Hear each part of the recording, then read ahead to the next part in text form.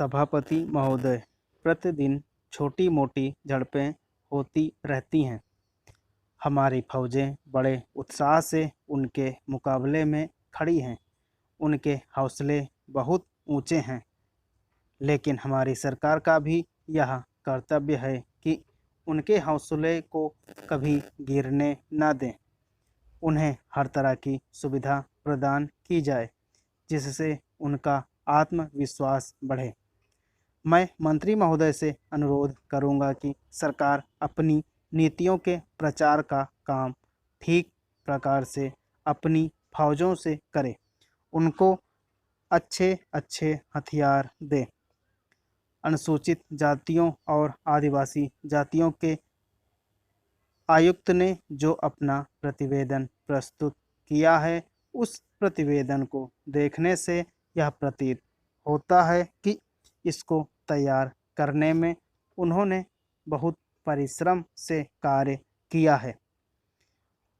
इसके लिए मैं उनको और उनके सहयोगियों को धन्यवाद देता हूँ, परंतु साथ ही साथ इस प्रतिवेदन के संबंध में कुछ आवश्यक निवेदन भी करना चाहता हूँ।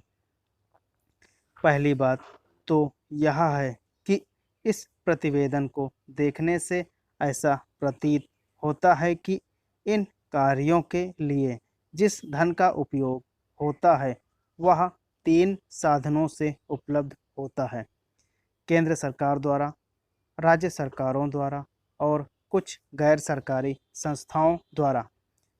प्रतिवेदन के अनुसार जितना धन इन कार्यों पर व्यय करने के लिए दिया जाता है, उतना धन पूरी तरह से व्यय नहीं हो पाता।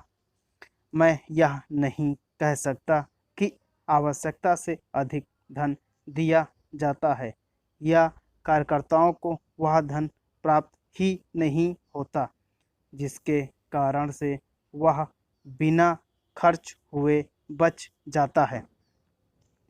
मैं तो यह चाहता हूँ कि जितना धन दिया जाता है, उसका पूरा उपयोग हो और आयुक्त को यह न कहना पड़े कि इस कार्य के लिए जितने धन की आवश्यकता थी, उतना धन नहीं मिल पाया और विवश होकर हमको उस कार्य को बीच में ही रोकना पड़ा।